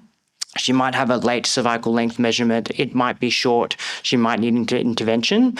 That would lead to increased anxiety. She might need to spend more time in hospital. She might need to spend more time in MAC, and potentially a repeat preterm birth, which we know will have implications for her child being in special care nursery, more anxiety for her, more stress in that early childhood years for her baby. So I'm going to go through this slide very quickly because I think Lisa's done an amazing job, but these are what's really important. So these are the things we really need to look at. We've covered the risk factors, but, I want to just re-emphasize the importance of knowing our patients, knowing when they're stressed, when they've got other, socioeconomic factors at play that we need to address. And it could be worth putting them in a referral. Smoking, substance use, financial barriers. We know these are really important parts of pregnancy care. And then red flags, so things that we need to action straight away. So a previous preterm birth that's early, we need to let the treating team know. We need to send that referral and put that information in. Previous surgery, risk factors, symptoms, history. I think Lisa's done a really good job covering that. So what is everyone's role? I guess our role as GPs, I think you probably already know the take-home message is just recognizing risks and sending the referral early, having that conversation with patients, and just normalizing that early process. Just telling women that, yep, We know you had some risk factors last time, and there's more information now available. You may be eligible for early intervention with medication, aspirin, progesterone. So I'm going to write that referral today, even though I don't have all the information, and I think that's really quite vital. So what can hospitals do? Well, we can probably give you guys clearer referral pathways. We can organise dinners like this. We can give you GP liaison support, and we can give you some feedback. So when I wrote that down, in my head I was thinking, how many women have I referred to the women's or a pregnancy service, and the next time I hear from them is their discharge letter. So it happens quite a lot, but I think hospitals can do a good job just like keeping us in the loop. Even these outpatient antenatal clinics can just let us know, well, what screening needs to happen. We might need to remind TS, hey, have you been for your 2-weekly ultrasound? I know you're very busy. I know finance is an issue, travel is an issue, but just reminding them why it's so important and why we do it. And then for patients, they want to be reassured. They want to feel safe. We've got a really unique relationship with them, and so when we tell them that it's really important and it's not just following protocol, but it actually can have a meaningful difference to them and their pregnancy, patients tend to listen to us. And I think just remembering to organise that follow-up, because we can't have these conversations in 10-minute initial appointments. So take-home messages. Primary care is critical. I think you guys standing here, I'm really glad you guys, so many people would come and sort of learn about this. And I really hope you guys take this back to your practices and share this information. Recognizing these barriers, I'm really looking forward to this panel about how we can kind of negotiate this, because this is sort of real life situations with patients. Early recognition is really, really vital. And then that collaboration is key with maternity services. And so my next slide is a one slide just on shared maternity care. I'm so glad there are so many of you here, and you can all pull me aside later and give me some feedback about how we're going with recredentialing. I have left my business card in the in your little take-home packs, and I'm really actually happy to announce we've just hired a new GP liaison midwife who is here today. Rian? There she is. Yes, yeah. So she hasn't officially started yet, and I'm really glad she's here. I'm looking forward to talk to her later. But I think I just want to let all of you know that one of the things Northern is trying to do to improve collaboration is to build pathways for GPs and have contacts for GPs. So instead of you guys going through MAC and not getting all the information, there is a contact person for you. So not just myself, but also a midwife working within the team. So reach out if you want to get involved. All the people who are getting recredentialed, we're working on your applications, but anyone new, this is the email, or you can email myself. We'd love to sort of just improve this collaboration. So that's all from me. Thanks, guys. Our next speaker is Associate Professor Daniel Rolnick. Daniel is the Director of the Perinatal Care Centre at Monash Health and Associate Professor at Monash University. His career spans training in Brazil, a PhD and a diploma in fetal medicine at King's College Hospital in London, where he led the landmark ASPRI trial on aspirin for preeclampsia prevention. He has published more than 200 peer-reviewed papers, holds a Master's in Public Health from Harvard, and was named Australia's top obstetrics and gynecology researcher in 2023. Please welcome Associate Professor Daniel Rolnick.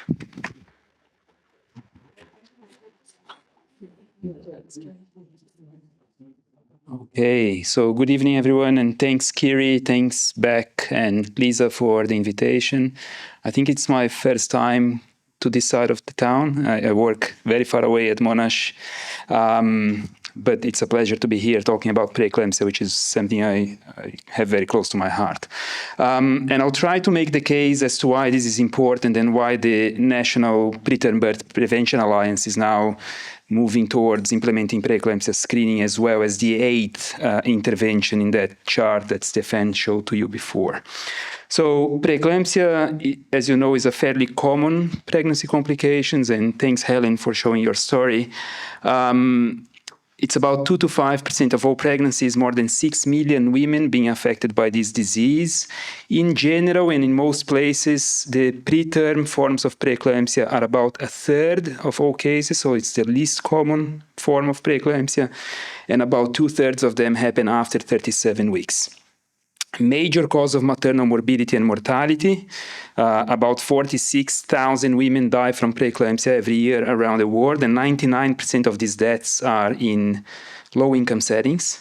Although even in high-income settings like the United States and Australia, preeclampsia accounts for about 1 in 5 of all maternal deaths. Major cause of morbidity and mortality for babies as well. About 500,000 babies die from complications of preeclampsia and placental insufficiency every year. This is mostly because of the strong association between preeclampsia and preterm birth and fetal growth restriction.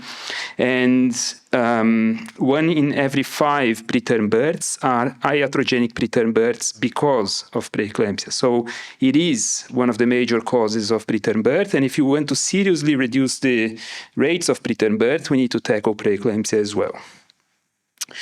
And then we used to think that by delivering the baby and removing the placenta, the problem was solved. We know now that this is not true. Women who had preeclampsia in their pregnancies are 4 times more likely to die from cardiovascular disease, stroke, myocardial infarction, and so on, many decades after their pregnancies compared to those who did not have preeclampsia. This is an American study suggesting that mortality is really just the tip of the iceberg. That is, for every woman who dies from preeclampsia, there are probably hundreds or thousands of others who suffer severe morbidity and sequelae. And the cost of preeclampsia in the United States has been estimated at $2.2 billion a year. That's probably an underestimate. I think it's a lot more than that, because a lot of the long-term costs have not been fully taken into account. Now, if you look at the international guidelines on how we should identify women at high risk of developing this condition, you'd see that these are probably the 2 most commonly used guidelines around the world. The one on the left in blue is the NICE guidelines from the UK. The one on the right in green is the American College of Obstetricians and Gynecologists guidelines. And you can see that they are very, very similar. They have some differences, but they are in general very similar. They are very simple, very easy to do. They give you a list of 5 or 6 high-risk factors. And if you have any of those high-risk factors, you are automatically in the high-risk group. And then you have a list of moderate risk factors that if you have 2 or more of those, you are also considered high risk, and it should be given aspirin. The dose of aspirin, the time of initiation of aspirin is a little bit different between these guidelines as well. And as I said, these are very simple yes or no questions. The problem is that they are also very simplistic. They essentially attribute the same weight to very different things. There is nothing magical that happens on the night you turn 35 that yesterday you were low risk and tomorrow you are high risk. It's very simplistic. And until very recently, we didn't really know how well this performed in clinical practice. These guidelines were essentially derived from consensus definitions and groups of experts, and no one really knew how well they worked in clinical practice. So when I was in England many years ago, we decided to do a large study. That was a study done in 7 NHS hospitals in the UK. We recruited about 17,000 women presenting for their nuchal translucency scans at 11 to 14 weeks, and we asked them all those questions from the NICE guidelines. The first thing we saw is that about 1 in 10 women classify as high risk, so that's 10% of the population. The next thing we saw is that those 10% high risk of the population only contained 30% of the women who actually developed preeclampsia later on. So that's the detection rate. You classify 10% of people as high risk, but you only detect 30% of preeclampsia cases. And even if you look at the more severe forms of preeclampsia before 37 weeks, it's only about a 40% detection. The next question is how often were women who were considered high risk, those 10% at high risk, put on aspirin? So how often did people comply with the guidelines, the midwives, the doctors, and put these women on aspirin? And the answer was a little bit shocking. 1 in 4 high-risk women in that study received aspirin from their health professionals. And then you say, but that's in England, we are much better in Australia. Data from the Mercy here in Melbourne show that we are not any better. So about 1 in 4 high-risk women using the Somans guidelines, very similar to the NICE guidelines, receive aspirin. So the guidelines, even if we do it perfectly, they are not good. We don't follow the guidelines well. And people, as you will see, also don't do the checklist as they should. You might have heard of this beautiful young woman so this is an American athlete who was a gold medalist in athletics in the Rio Olympics, so that's my home country in Rio. She was a gold medalist there, and in 2023 she was found at home with no signs of life at 33 weeks of gestation because of complications of preeclampsia. Now, if you go back to the American College guidelines, which I just showed a couple of slides before, you'll see that she did have 2 moderate risk factors. This was never flagged, and she was never put on aspirin. So, as I said, the guidelines are not good, even if we do them perfectly, but people don't do it perfectly at all. This is a very large study we did here in Victoria. We looked at 600,000 births in the state in a period of 8 years in the last decade. And you can see that what we have been doing in the last 100 years has not been working at all. These are the rates of preeclampsia overall, preterm, early onset. Whatever way you look at the data, you'll see that the incidence of preeclampsia is essentially a straight line. So what is the alternative? The alternative Lisa has already shown to you is to use these more sophisticated mathematical models. And I don't want to get into a lot of detail of the mathematics behind this model. But essentially, this model uses the maternal factors from the history and from demographics as continuous variables.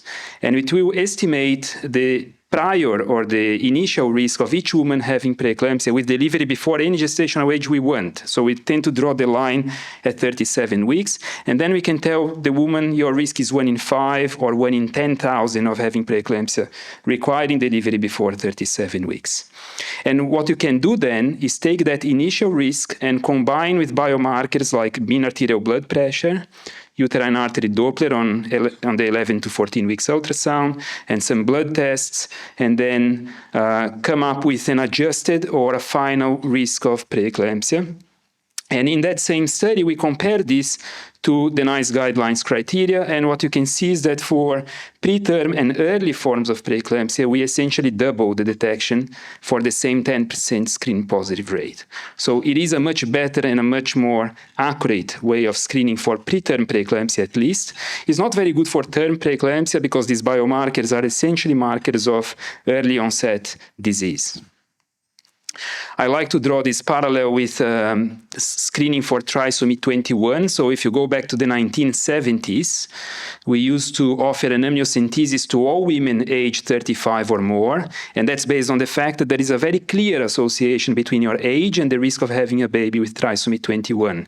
The problem is that 95% of the women were younger than 35, and therefore the absolute number of babies with trisomy 21 was higher in younger women than in older women. So that strategy only had a detection rate of about 30% again. We then did a lot of research. The nucleotranslucency came along and first trimester biochemistry, and we started doing the combined screening at 11 to 14 weeks. And now we increase detection for the same screen positive rate of 5%.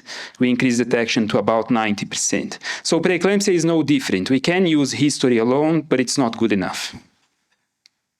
This is just another video from the Fetal Medicine Foundation website. So this model is available online for free. You can just go there and calculate the risk of your own patient having preeclampsia before 37 weeks. It's also incorporated in many ultrasound reporting systems, and it is offered by multiple providers in the state and nationwide.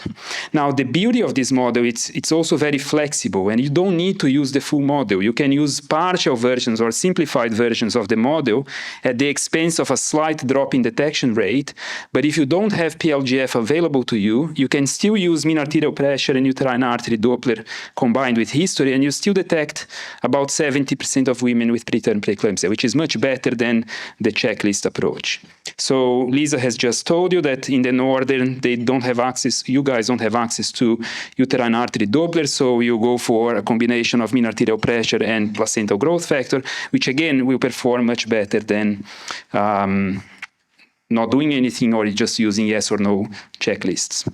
Now, screening only matters if we have something to do about the high-risk population, the high-risk group, and we have tried multiple things throughout the years. This is a non-exhaustive list of everything we tried. We tried giving people garlic, putting them in bed, giving them chocolate, telling them to exercise, telling them not to exercise, giving them metformin and aspirin and calcium and heparin and everything, and many other things that are not here. Now, a lot of the research and a lot of the evidence is around calcium. There are a lot of problems with the evidence with calcium, and there are many studies on aspirin. So let us review the data on aspirin. This is the first randomized trial ever done in pregnancy for preeclampsia prevention with aspirin. Small but very well conducted study. This is a group from France of obstetricians and renal physicians who decided to take 102 patients who had previous preeclampsia or a previous very small baby or a previous stillbirth. They allocated half of them to receive aspirin from 11 to 12 weeks at that dose, 150 milligrams, and that's important, as you will see later. And the other half to receive standard care, so no aspirin treatment. And the bar charts are the rates of preeclampsia, intrauterine death, and fetal growth restriction among those women in two groups. In pink is the group that received no treatment. In blue is the group that received aspirin, and there were no cases in the group that received aspirin. So this was the first evidence suggesting that aspirin may be helpful in preventing preeclampsia. And then many other trials came about from the US, from Canada, from many other places around the world. And in 2007, some friends from the University of Sydney decided to combine all these trials and do what we call individual participant data meta-analysis. So they took the actual data sets from all studies and combined them all together and tried to come up with a single answer. So massive study, 32,200 women in 31 RCTs. They show that aspirin seems to be useful, but the effect was actually quite modest when you look at preeclampsia overall. Now, the problem is if you look at those trials that were on aspirin alone, you see that a lot of them gave a very small dose, and the majority of them started aspirin probably too late, after 16 weeks. Some of them started aspirin at 32 weeks, some of them at 34 weeks, and some of them even after you were diagnosed with preeclampsia. You cannot possibly expect aspirin to prevent preeclampsia in someone who already has preeclampsia. So there were some other studies that came after this one in 2010, 2012, and 13, suggesting that aspirin was actually really good if you started before 16 weeks. It didn't seem as good if you start after 16 weeks. It seems really good to prevent early preeclampsia, but not term preeclampsia, and those seems to matter. So those studies suggested we should give no less than 100 milligrams of aspirin if we want to avoid preeclampsia. And because of all this controversy, we decided to do another study, and that was the ASPRE trial, published in 2017. Massive effort, 13 hospitals across the UK and Europe. The biggest innovation of this study was to actually use the FMF model to screen at 11 to 14 weeks and use that to select high-risk people to be in the trial. 27,000 women screened. We identified the high-risk group with a risk of 1 in 100 or higher of preterm preeclampsia and allocated them to aspirin or placebo.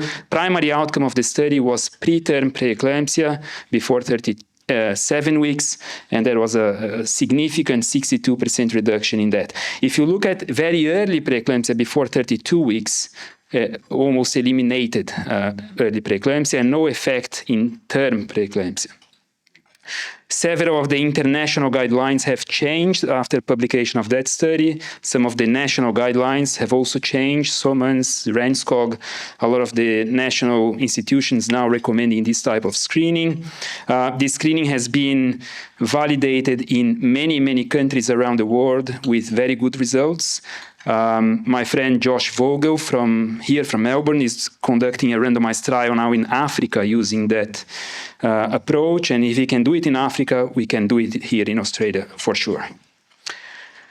Again, as I said, we screen people. Cutoff might change in different places, but the commonly used cutoff is 1 in 100, and then the high-risk group goes to receive aspirin 150, which seems to be the ideal dose. Start on the day of the scan and stop at 36 weeks. And then in this high-risk group, it's worth doing growth scans later in the pregnancy because they're also very high risk of small babies.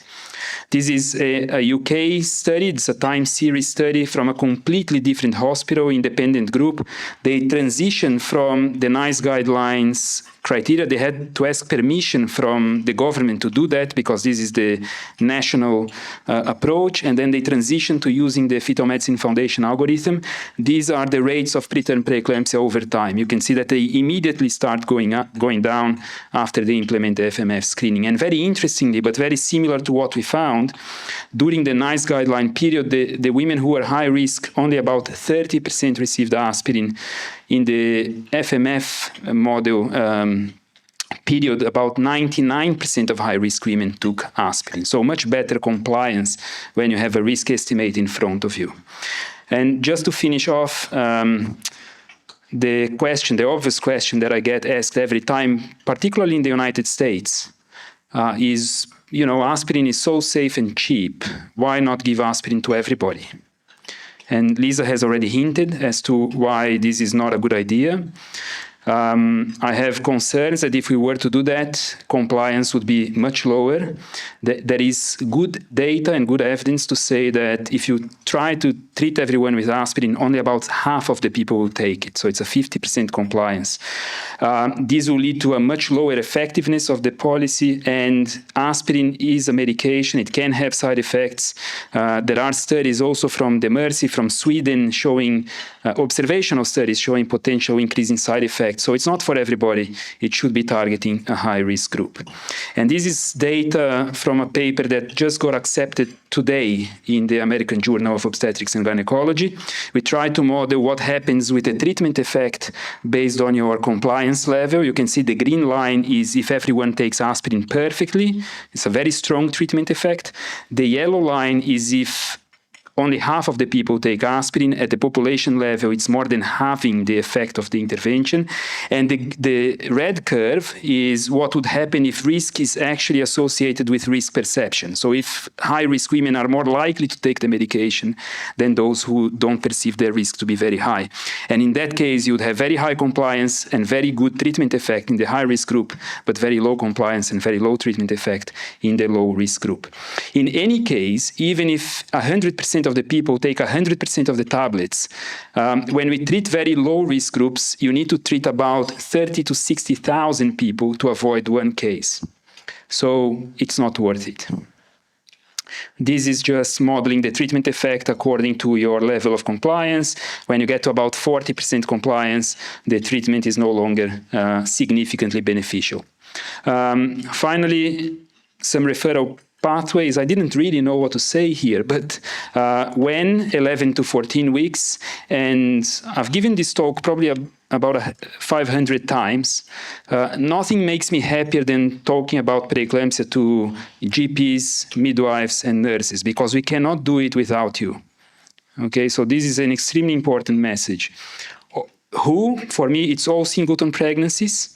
A lot of the times we will also de-escalate risk, people who would be considered high risk otherwise now get an estimate of 1 in 2,000. Send them home, enjoy the pregnancy, don't worry about preeclampsia. How 11 to 14 weeks nuchal translucency scan with uterine artery Doppler when possible, blood pressure, and blood test, which is PLGF. There are many private specialist ultrasound clinics offering this in Victoria and interstate. There are some public hospitals interstate in RPA in Sydney, Newcastle, Gold Coast, and some other hospitals now offering this test. And the National Preterm Birth Prevention Alliance is now implementing this in a pilot study. In a pilot implementation in Victoria in the public system. We are doing it at Monash. We can't offer yet to all the 12,000 women who birth at Monash every year and at the network, but we'll start slow and we'll slowly increase. We will do everything in-house for those women. The Northern is starting, as you know, and some other hospitals will surely follow. So to conclude, prediction of preterm preeclampsia and any other pregnancy complication by history alone and yes or no risk factors is very simple, but it's not good enough. Combined screening using individualized risk assessment is much better, it's more personalized, and that's the best combination. History, mean arterial pressure, uterine artery Doppler, and PLGF. In high-risk women, use a slightly higher dose of aspirin, 150 milligrams, start before 16 weeks. That will more than halve the rate of preterm preeclampsia and almost eliminate very early preeclampsia. Aspirin for all, in my opinion, is a very bad idea. This screening is widely available in private and in some public hospitals, and it is now being implemented in the context of the National Preterm Birth Prevention Alliance. And I'm very much looking forward to see what will happen. Thank you. So we're now going to bring our guest speakers back together for a panel discussion, which will be chaired by Dr. Penny Sheehan, who is the clinical lead with Safer Care Victoria Maternity and Newborn Improvement Team. The panel also brings together Dr. E. Katarina Jovic from the Northern Hospital and consumer Helen Nightingale, who we heard from earlier this evening. Thank you. Thanks for that introduction, Beck.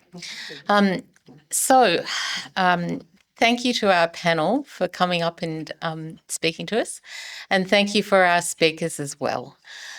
This is a great opportunity for people in the audience to ask those questions that you've always wanted to ask. Here are our experts. Please take the opportunity. So we have a couple of our volunteers who are circling with microphones. Please put your hand up and speak clearly, and we'll answer some questions. For a start, I might just, while people are thinking about their questions, and I hope you are thinking all about your questions, Lisa, can I just ask, you mentioned that Northern's going to be doing PLGF screening as part of the study. So some services, and indeed Dorovich, I think, is offering the SFLT1 PLGF ratio test for prediction of preeclampsia in women with symptoms. But you are talking just about PLGF alone, is that right? Yes, we're just talking about PLGF for first trimester prediction of preeclampsia, so it doesn't include the SFLT component. PAP-A is no longer sort of considered essential in the algorithms, and so we are just going to go with PLGF. Yeah, and you're not using it for prediction, so it's not... Yes, for first trimester prediction of preeclampsia. Yeah, but you're not using it for someone symptomatic to see where they are in second or third trimester. Yeah, not correct. yet. Not yet. Yes. I just wanted to clarify for the audience, just in case anyone wants to use the test in that way. Yeah. Thank you. That sounds like a great advance for Northern, that they're going to be able to really run the Fetal Medicine Foundation algorithm. Do we have a question? Fantastic. Thank you. I'm Sharla. I'm the maternity care provider from Dr. Prevention. With regards to that discussion about risk of preeclampsia testing, we used to do the test through BCGS. They have a test when we do the first trimester combined screening. Is it something different that we're talking about? Can we still order that test if we consider it? Yeah, it's still the same test. Yep, they do PLGF there. Yes. Yeah. So you're asking about the screening test. Was that part of the mid-trimester screening? It's a separate test. Yeah. We can also order A specific test for preeclampsia. So yes, that's some additional cost, but gives a lot of information. Yeah. Great. Thank you. Stefan, did you? Pointing out Daniel. Also, two comments. One is SVP ratio is a very triage test in the second and third trimester. SVP is not useful in the first trimester, so they are different tests. We are starting to do both now at Monash, but there are four different things. First trimester is prediction in general, complemented in the second and third trimester. We will symptoms or suspected preeclampsia to see if you can confirm it or send them home safely. With regards to the BCGS test, it is also first trimester prediction test using PLGF, but BCGS is not using the uterine artery Doppler, and it's not actually using the FMF algorithm. It's using a different algorithm, which has not been as well validated as the FMF model has been. They're reporting a risk of preeclampsia, but it's important to understand it's not the same model. Thanks, Daniel, for the clarification. Any other questions? Yes. I just would like to know about the dose of aspirin.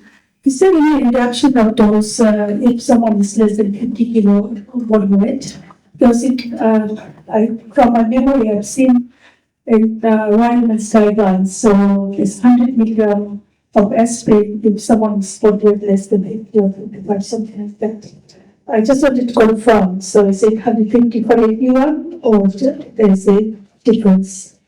So, Stefan, would you like to comment about the Royal Women's Guideline? It's one of the great things about coming to dinners like this is you learn about your hospital's own guidelines and then you can go back and look at them.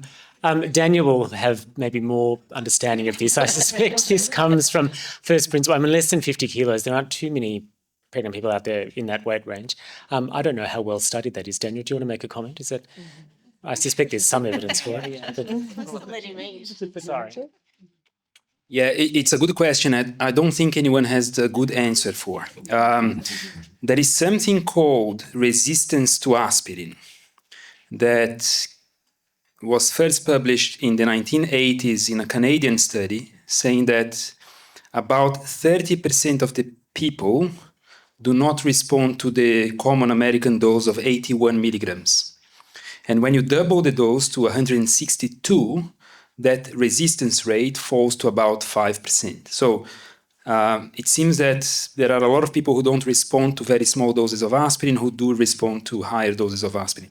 There seems to be in some in vitro lab studies some association of BMI with resistance that has never been actually well studied. So we don't know. There are guidelines that are saying, you know, if someone is very, very small and slim, just reduce the dose. We don't really know. I hope that answers the question. In my opinion, no one should receive less than 100 milligrams. Anything less than 300 milligrams is low dose. So, and it's fairly safe in pregnancy. So I would say 100 to 150 is, for me, always a good answer. Never less than 100. And that is a really interesting point, Daniel, because some women do just prefer to get the 100 milligrams enteric coated and just take those. Yeah, the problem is we don't have easier. 75 or 150 milligram tablets in Australia and in many countries. In America, the standard dose is 81, so you can give 2 tablets. It's very easy. In the UK, it's 75, I think, so you can give two tablets. Here, the common recommendation, what I do with my patients is I say, buy the 300 milligram tablets. It's easier to break in 2, and then just take half every night. But yes, I think we have only 100 and 300 milligrams. It depends on the uterine anomaly. Not every uterine anomaly will be risk factors, but we assess them, like things like a unicornuate uterus, uterus diadelphus. It's a known risk factor for preterm birth. We do think it's related to the space and relationship again to the cervix. So we know these babies more likely to be malpositioned, they're more likely to go in labour a bit earlier, and that's why we do offer the cervical surveillance for this pregnancy. But it is a moderate risk factor. So yes, we'd like to find this woman. Yep, thank you. Bit of a different mechanism, and I think Lisa Hoy mentioned before that preterm birth is the end pathway for a whole heap of different mechanisms. So probably the mechanism for uterine anomalies is uterine stretch being triggered in a differently shaped uterus. But what does the rest of the panel think about that theory? It's the most plausible theory, really. I mean, unless there's some other sort of innate structural change that accompanies the structural anomaly, but those anomalies don't seem to distend as well when you're doing surgery on them, and so I think that would be the logical reason. Without, I guess, getting too off-piste, as it were. Some of them, I think there is value in doing cervical surveillance, others perhaps not, but that's very much a hospital level, I guess, decision around. So if you do find someone with one, then absolutely refer them, and then we can sort of help guide the best pathway in terms of care going forward. And it's a modifiable risk factor. If they've had term births before, possibly their risk is a little less. Yeah. Thanks. I've got a question here for Helen. As a consumer and clinician, is there any advice you would give based on your own lived experience that would improve your experience with that mortality? Yeah, but I don't have the time to fully answer that. I would just say don't underestimate the impact that this has. I mean, it's obvious there's obstetric impacts, maternal, fetal, neonatal. But for me, it was very much psychological. Like I said, there were consequences. I couldn't hear whooshing sounds. It was very much a milestone. I'd have one scan, Doppler, whatever, get the news that I passed that, and it would be, okay, I live to see 2 more days until the next one or whatever it was. So it was very much, it just, changed how my brain was operating, felt very much life and death. And that impacted how I mothered as well. So I'm speaking for me, but I know that this is very reflective of the experience more broadly, not necessarily for preterm birth or preeclampsia, but any sort of adversity in pregnancy. My main advice would be don't underestimate the impact. And as a clinician, I think of finding some nice scripts to have in the back of your head to ask the question of how are you going? Because I didn't really get that, and it could have really helped me nip things in the bud before I had a complete breakdown at 4 months. So, yeah. Question.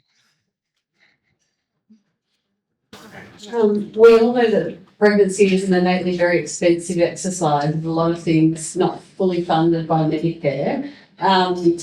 The PLGF blood test is not funded, for example. So while it's great to have a pilot study, I'm wondering if the hope is there's enough data collected that the government will be petitioned to start funding some of these, in the first trimester investigations like the NIPT and the scan and now the PLGF blood test, because I can see we work at Joe Kerner, and I would have to say 90% of our population, there's just no way they could self-fund these, and they are probably high risk, a lot of them. So, and they often don't take aspirin because it is just kind of a blanket, because of your BMI, take aspirin, unable to stratify that risk individually. I'm just curious what the plan, what the big picture plan is from here. Would you like to check this? Yeah, it's an excellent point, and that is in fact the main reason for doing the pilot. It's not so much to demonstrate that it works. We know it works. We have that evidence on a very large scale. The reason for the pilot is to demonstrate the barriers, which are going to be different to Joan Kerner, to the northern, potentially to Thursday Island, to other settings. So the pilot's being rolled out in a range of different settings, both in the hospital setting, but also in some sort of primary care settings as well. And so we're trying to get all of the barriers together and then look at those and present them as part of, what do we need to address to make this work. And do a sort of a cost effectiveness analysis as well, because the cost of prematurity, the cost of, apart from obviously the very personal impact, but governments care about that, but what they really care about is money. And so if you can say by investing here, we will save money later on down the track, then that's, I think, hopefully going to be a compelling argument. And then potentially we could get it listed with a rebate for testing. The challenge, I guess, is coming up. Where the centres that can integrate it all, they can do the test, they can take the history, take the arterial pressure, and do this, do the scan. So bring all of that together. That is streamlined and works well. The challenge is how might it work if those things can't all be done in the one place? How do we bring that together? A bit like the first trimester combined screening is often done as well. So this is what the pilot is aiming to do, so that we can then make a strong case to get it funded. Daniel. It may seem patchy and uneven, I guess, to some people that some centres are offering it and some aren't, but this is the nature of these sort of studies, that you have to gather the evidence first, would you say? Yeah, and it has to be evidence that showing, well, I guess, working out what are the barriers so that they can be addressed, and then demonstrating potential sort of economic benefit in doing so, which we think is true. I think we think that'll be quite easy to prove. And it's hope. We're hopeful that this will be the case because the government has funded this pilot. They've seen it as a worthwhile initiative. So hopefully that's a sign that they recognise this is worthwhile. Very quick comments, and that's an excellent point. At Monash, our plan is to start, and in the beginning we offer mainly to women who can't afford doing the test and for their out-of-pocket costs. The real cost of the LGF is about $17. Labs and private pathologists charge a lot more than that.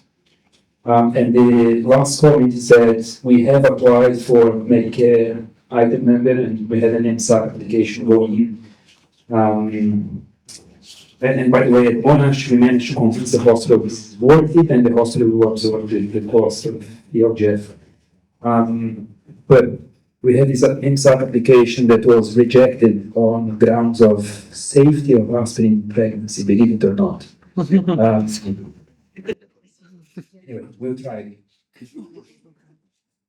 Another question. Someone is coming with the microphone. Got a question on the slide for Richard.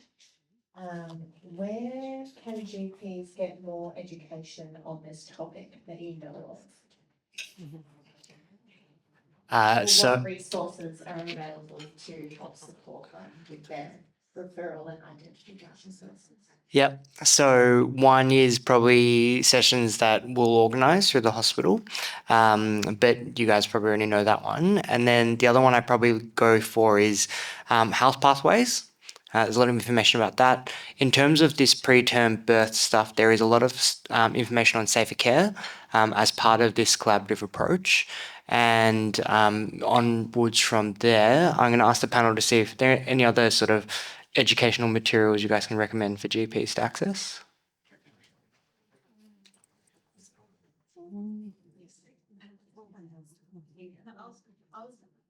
Oh, is that Joe? Last year's shared care workshops available on the Northwest Melbourne PHN website. So people can watch that, and that was not it was a session on growth restriction. Yeah, so if you didn't catch that, that was Just say that again. You said on the shared care website? Yeah. The Northeast Melbourne Primary Healthcare Network. Northwest, apologies. Northwest Melbourne Primary Healthcare Network website. So the YouTube channel has the presentation from the past shared maternity care workshops, so they're freely available for people to watch. Yeah, so for people who didn't catch that, yeah, I was involved with organising that one. That was in, I think, October last year. It is available on YouTube and also the primary healthcare networks in your area. We ran this through Northwest PHN, so NWPHN. There is a video on that on preterm birth. Thank you, Joe, for reminding me.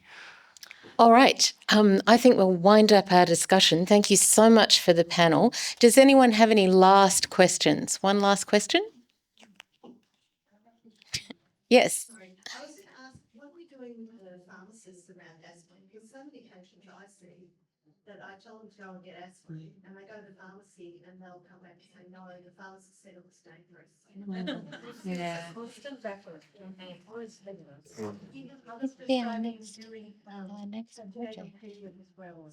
Yeah, this is a major issue, and this has come up.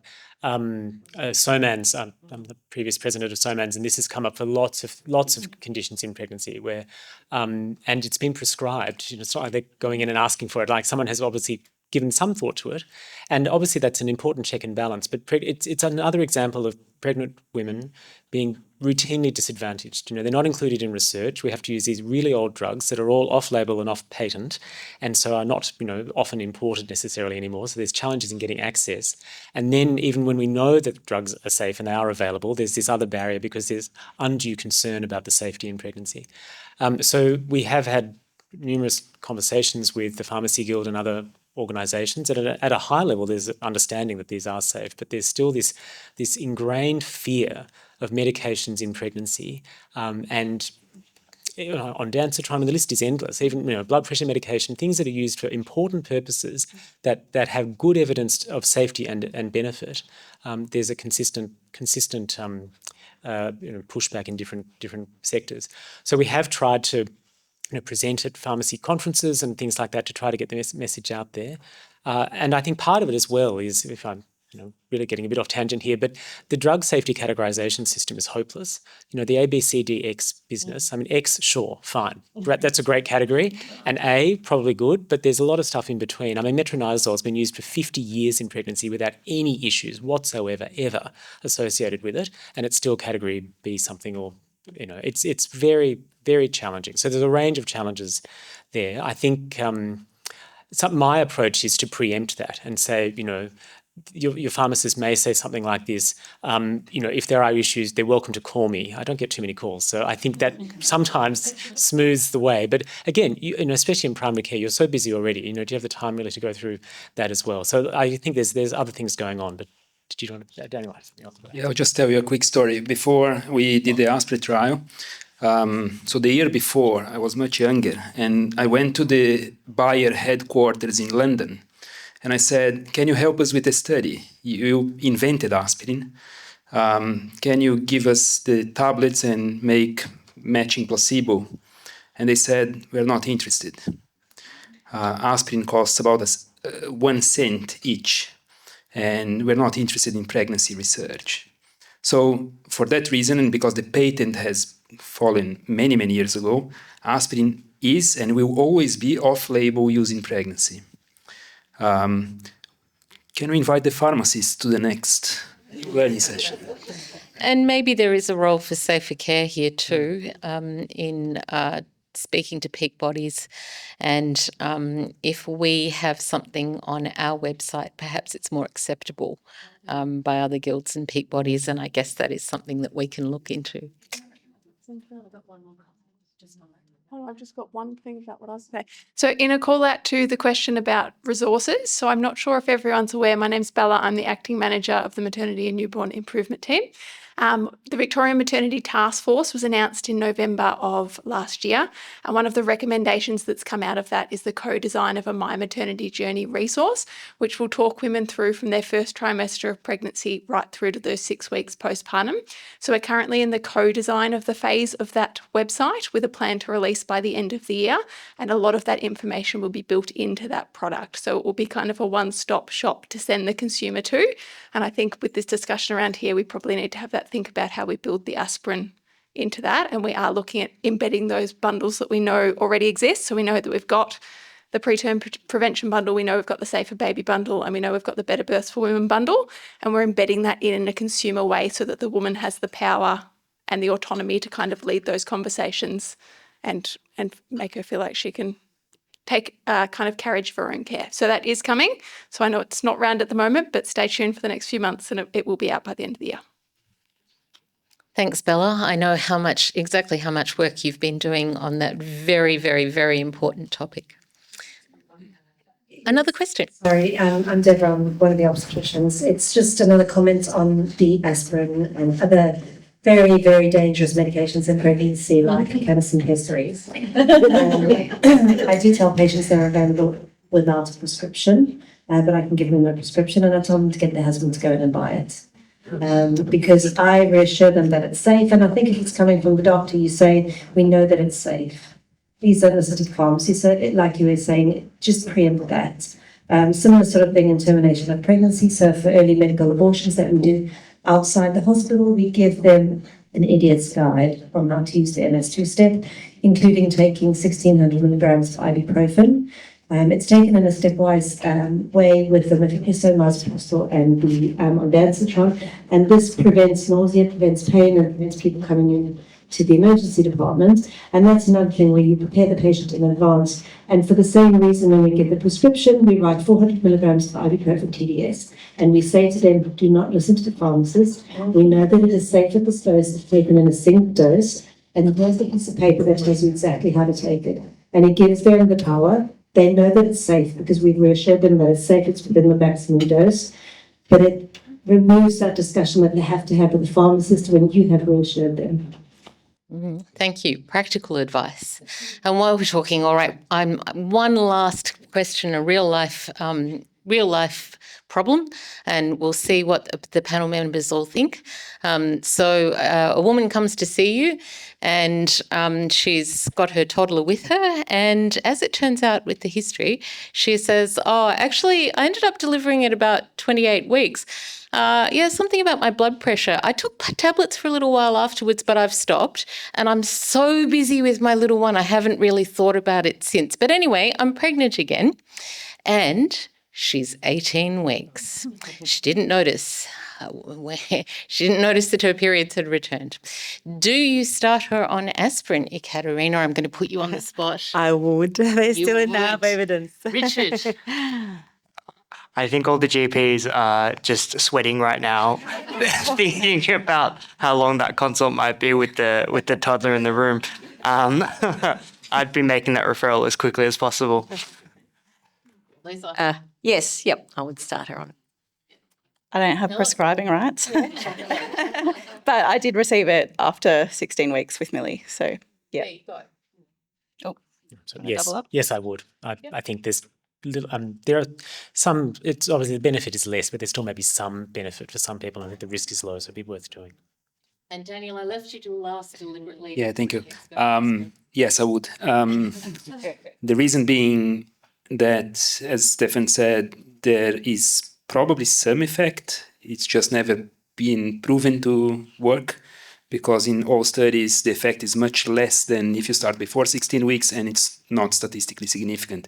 So I tell people that. I say, we're starting a bit late. It may not work as well as if we started earlier, but there may still be some benefit and zero harm, yes. Thank you so much. Thank you so much to the members of our panel, everyone, for answering our tough questions and sitting up in the front there. And thank you, all of you, for coming.